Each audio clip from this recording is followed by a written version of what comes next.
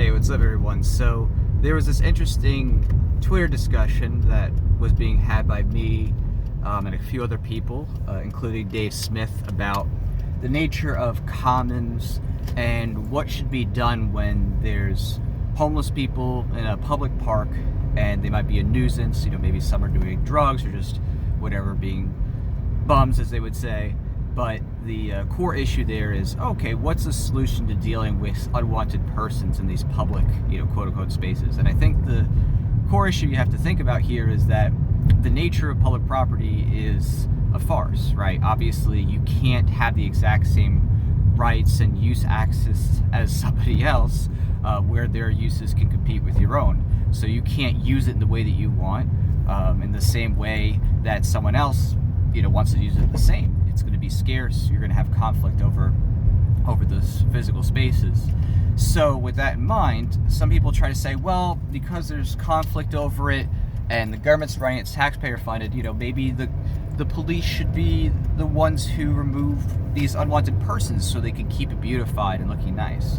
And while that seems like a nice solution at the forefront, where you're like, oh yeah, I want to be able to use this because my tax buddy went to this and I want to actually use something the government's over me, right? The reality is that it actually is harmful for the long term because it allows the government to use those types of projects to promote their takings in the first place. They literally are going to take the parks and the roads and whatever playgrounds and this or that, or the events they hold, and they're going to say, look, see, we're great, we care about you, we provide you with things that you need and make it really fun for you and your kids to hang out. See, without us you'd have chaos and disorder.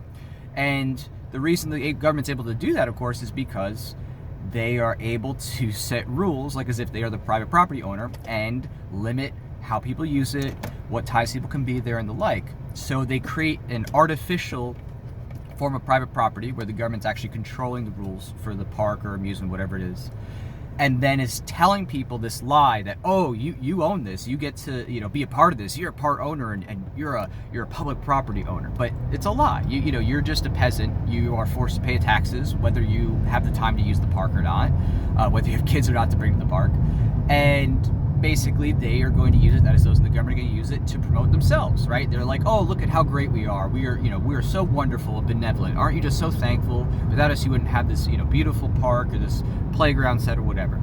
So at the end, there's many ways to move toward market solutions. And a lot of people say, well, we'll never get to privatize any park. But this is kind of a silly thing, because it's like, it just depends, right? There's like literally hundreds of thousands of different jurisdictions for cities and stuff like that. You don't know what's possible depending on which jurisdiction or how small a town is. But yes, there's going to be differences in feasibility. But regardless of the feasibility aspect for different tolerances of how hard it would be, you can, as an individual, automatically, by your own market choice, choose to not use those resources and say, okay, I'm going to support private businesses that are providing amusement or playgrounds or events. You can choose to yourself start something like that. Maybe you want to create a park that's open to the public or has a use fee or a sliding scale fee where poor people can become a member and get in, kind of like the YMCA does. There's lots of ways that you can transition toward market solutions, going outside of the state-funded, the theft-funded parks and other types of amusements, while still being able to have a good time and give a good experience to kids. So I think that's probably, to me, one of the biggest hurdles that people have, is they just automatically assume, like, oh, if I don't have this public park and there's almost people like, that's it, I'm never going to have a park again. It's like, it's silly. Like, this is, to me, it's kind of absurd. There's literally apartment complexes with, playgrounds and community homes that have playgrounds, and you can go to friends' houses or backyards that have playgrounds. You can, do all kinds of things with that in the private market, and in, private home, community shared spaces, stuff like that, where it's private and secured. And so it's just bizarre that, at least from that foreground of thought to me, that you're like, oh, okay, well, let me think outside the state. Where else can I go? Like, it exists. Like, it's not like it doesn't exist anywhere. Like the post office, right? The government monopolizes post, which is 13 ounces and under in the United States. So you legally can't have anybody else do that. It's monopolized by the force of the state. But playgrounds are not. So yeah, there's alternatives. So it's one of those things where people then say, oh, well, it's okay because the police are moving them, that would happen in the private market anyway. And again, this is nonsense as to the specifics of where they're at. Okay, where are they actually stationed? Oh, it's public property. Okay, well, even if you're homeless, you pay taxes in some form anyway in the first place, right? Even if it's as simple as sales tax. You bought a soda at the store, whatever. Homeless people do that, whatever. So this idea of just like, oh, okay, the homeless person has absolutely no right to dictate what they get to do there, but me, whoever's, saying this would want to go there. I get the right to say what should happen at the park. I have the highest claim of what should be done here, what's permissible, and what's allowed and not too degenerate, whatever, nonsense, from the evangelical 90s, label they're throwing in there. Which, is silly. What's degenerate, to you? Some people think smoking a cigarette's degenerate or drinking alcohol is degenerate. But of course, these people are,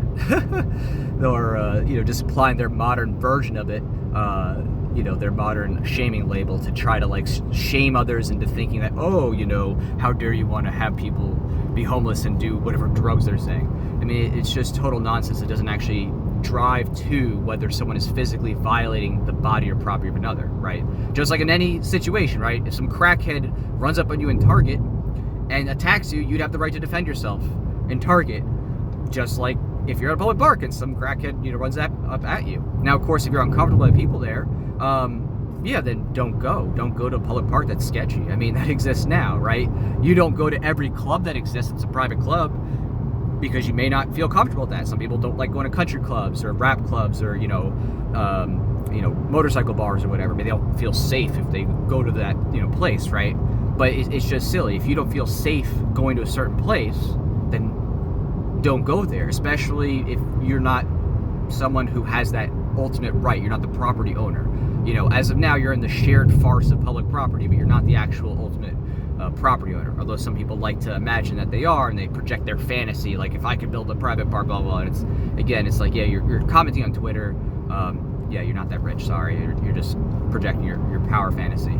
So the reality here is that to get to an ethical future and to get that cemented in people's minds that government's not the solution, you can't allow the government to hide the nature of their actions by trying to like beautify the space and like create an artificial pseudo privatization. And the government does this even when it comes to like money policy, right? The government will print money to hide the fact that things are going really bad. So they'll try to like, make inflation go up a little bit or incrementally in a certain way to try to hide the fact that they're stealing from you, right? It's the same thing now on even as local level as beautifying parks, right? Oh, well, you're a public property owner, but you know what? We can't really let you be here at all hours and do whatever you want. So we're going to set some rules and stuff to try to keep that artifice. And oh, if every person in this town decided to use this public park at once, we couldn't fit everybody, but hey, it's public, right? Like you couldn't actually meet all the potential wants and demands. Like the whole artificial, reality of what government does is pretends that it can provide everybody with equal access, right? Like with even healthcare and stuff like that. In reality, they can only provide service to a key number of players while excluding a bunch of others. And they rest on that fact, right?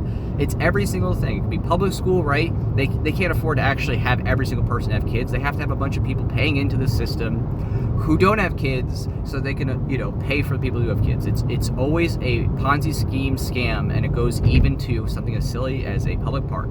And it's always meant to get people to believe that the government is providing all this great public access for everybody, when in reality, they can only handle a certain number of people. They can't actually give true privatization to private property ethic to individuals. And then they use it to say, yeah, and without us, you'd have no public parks. You'd have chaos. You'd have disorder. You wouldn't have any roads, right? It's the same thing. So again, if you want to get to an ethical future, don't rationalize more state violence by police.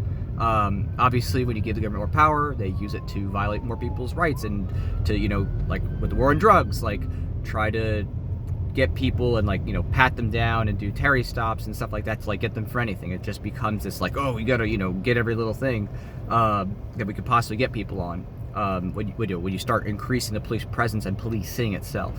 So again, if you want to have an ethical future, focus on exposing the hypocrisy of public property. It's a farce. And choose with your dollars, choose with your resources and your time to support private endeavors. So go to private parks, choose to go to a friend's house instead.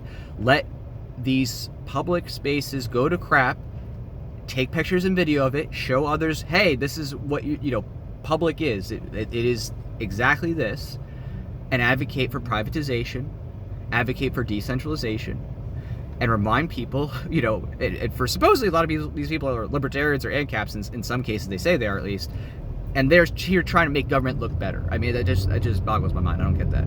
Trying to make government look better? Like, oh, we want an efficient government. We want an efficient theft system. Like, what? That doesn't make any sense, right?